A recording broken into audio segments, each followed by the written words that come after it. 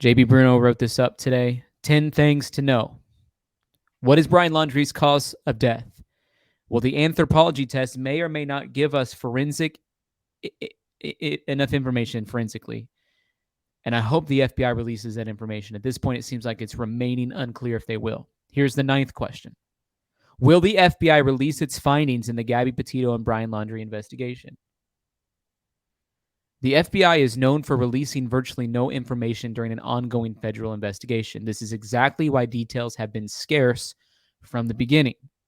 However, it says as time goes on, years and even decades, which my golly, I hope it's not that long.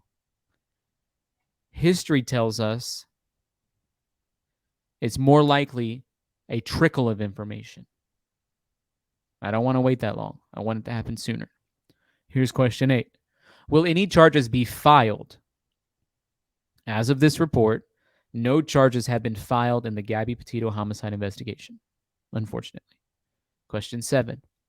Why do the Laundries continue to remain silent? Will they ever speak? Bryan Laundrie's parents, Chris and Roberta, have remained virtually silent throughout the process, except for their communication with law enforcement.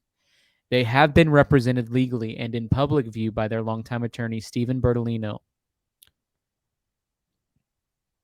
Bertolino has repeatedly stated that he has advised his clients to remain silent to any and all parties, including Petito and Schmidt families, as well as news outlets, before Laundrie was confirmed missing. Bertolino addressed his client's opinion to remain silent in a statement.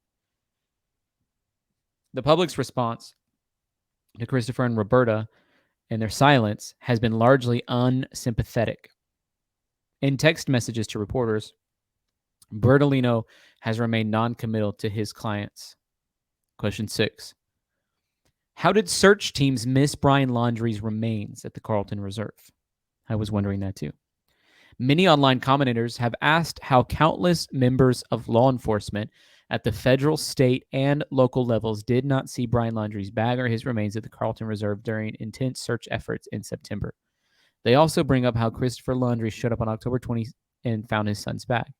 The answer to this question is multifaceted but rooted in reality. First and foremost, police have stated they welcomed the help of Chris Laundrie to track down his son because he had the best understanding of where Bryan Laundrie liked to hike in the vast rural wilderness of Sarasota County. Simply put, Christopher Laundrie knew the areas where his son was most likely to go. During the discovery of Bryan Laundrie's belongings and the remains soon after, Chris and Roberta Laundrie were accompanied by a police escort. Steve Bertolino later told 8 on Your Side that the parents walked down the path that he had been searched for and looked at many times.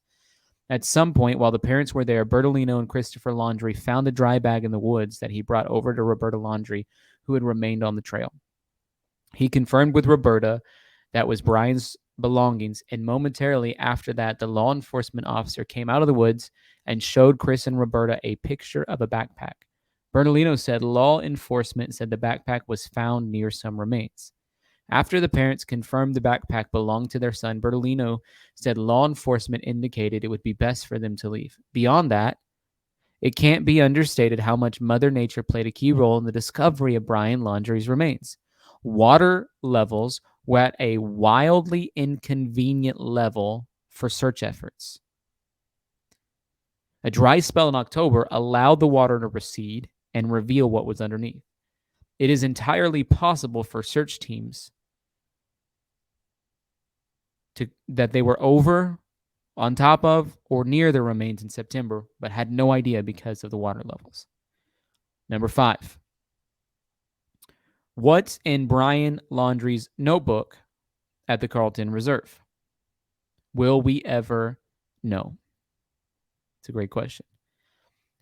In the FBI's October 20th news conference, after the remains were found, Special Agent in Charge, Michael McPherson, stated that a backpack and a notebook were found in the same area. The mention of the notebook is noteworthy not only because the information it potentially holds, but also because the FBI was in no way required to reveal any specifics on the items that had been discovered.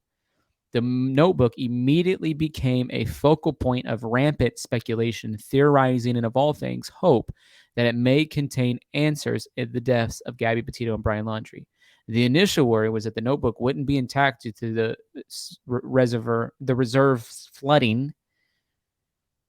But the notebook, according to Allison Henning, is that it's possibly salvageable. Question 4. Why did the Laundrie family go camping at Fort DeSoto 6 days after Bryan returned home alone from his cross-country trip? When our viewers and readers respond to the Bryan Laundrie timeline, some of the most frequently asked questions about the Fort DeSoto camping trip. Bryan Laundrie and his parents were joined at the Pinellas County camping trip by his sister, Cassie Laundrie, and her family. They stayed at the waterfront campsite 001 as confirmed by witnesses and photographs Cassie Laundrie released for an interview with Good Morning America. Internet users want to know what was talked about on that trip, given that Bryan Laundrie had just returned home without his fiancée, Gabby Petito. Question 3. What did Bryan Laundrie tell his parents when he returned home? Bryan Laundrie returned home from his cross-country trip without his fiancée September 1st. When he returned to Northport, police said that he was in the same white Ford van the couple had traveled in together. It was the second time in a 2-week period that he had gone home by himself. Bertolino confirmed Laundrie flew to Florida from Salt Lake City on August 17th for a period of 6 days and spent time through a storage unit they had shared. According to Bertolino, Laundrie returned back to Utah to reunite with Petito on August 23rd. Question 2. Why didn't the Laundries return the phone calls or text messages from Gabby Petito? Well, according to Stephen Bertolino, this question is point blank in a News Nation interview. Interestingly, he chose not to answer. Unfortunately, News Nation's Marty Hughes, I can't have that conversation with you at this time. It's not the appropriate time to have this conversation. Rewinding to the first week of September, before the story was on the radar of national news outlets, Gabby Petito's mother, Nicole Schmidt, and father, Joe Petito, said that they repeatedly reached out to their future son-in-law, Bryan Laundrie, and his parents, Chris and Roberta Laundrie, desperately seeking information on their daughter's whereabouts. Those calls and text messages, according to Petito's family, went unanswered. The Laundries were advised to remain silent by their longtime lawyer, Bertolino, who himself has remained silent on why there has not been a conversation between the two families. The question posed endlessly by loyal followers of this case is, why didn't the Laundries respond to calls and texts from the Petitos? Shortly after the Petito was reported missing on September 14th, the Laundrie family released a statement through Bertolino saying the family was remaining in the background at this juncture and will have no further comment. Several days later, Petito's family addressed the Laundries again in a letter read by the family attorney. We understand that you're going through a difficult time and your instinct is strong to protect your son, the letter said. We ask you to put yourself in our shoes. We haven't been able to sleep or eat and our lives are falling apart. Question 1. Why are Gabby Petito and Bryan Laundrie dead? Bryan Laundrie, 23, and Gabby Petito, 22, were engaged and ready to spend the rest of their lives with one another. They appeared happy, adventurous, and full of life as they posted all over social media during their cross-country 2-month road trip from Long Island across the continental United States until something terrible changed everything. In September, it was revealed the couple's seemingly happy-go-lucky social media presence doesn't tell the whole story. Information on a domestic dispute response by police in Moab was released in September. Police responded to a witness report of an argument and physical altercation involving the couple, but decided the fight didn't rise to the level of domestic assault. Additionally, body cam video was released that showed Petito talking to a police officer. Did you get hit in the face? Kind of looks like something hit you in the face. I guess, yeah, but I hit him first, Petito replied. For many, the Moab incident helps the public gain a better understanding of what Gabby and Bryan's relationship might have been like days before Petito's death when the cameras weren't rolling. However, as frequent as domestic disputes are, few end with both parties dead weeks later. The exact circumstances of Petito's death remain a mystery, while the Teton County coroner confirmed she died of manual strangulation. The reason for her murder, as well as the identity of the person responsible, remains unconfirmed by authorities. This continues to fuel persistent following of the case, included by some who refused to rest until the truth is known to all. So there you guys go. 10 questions today, important for us to talk about. Sandra Sanders says, Chris went to the reserve approximately 4 days before they found the dry bag. Why didn't he show the FBI that area on that day instead of going back days later and finding the dry bag then? Thank you, Sandra, for your super chat. To my understanding, that is the area that he went to on that day.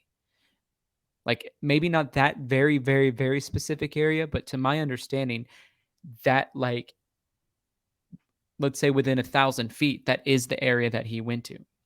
So I'm not sure. I want to know the details on that too. That's a great question. But to my understanding, that is the area that he went to the week before they went back and found the bag. I think he's the one who was telling them about that area because he knew it was likely an area that they're going to be hanging out in. So I thought that was great. Those are, we haven't talked about that case a lot. There hasn't been a whole lot to talk about. The next thing that we're sort of hoping for, waiting for, praying for, believing for is an understanding of the forensic anthropologist report. And if we find that out, there's going to be some information released, and hopefully it's released to the public, and we're able to move forward with some more definite information about what happened. Some people say Bryan's still alive. I'm not one of those people, okay? I'm not one of those people. I just don't believe that.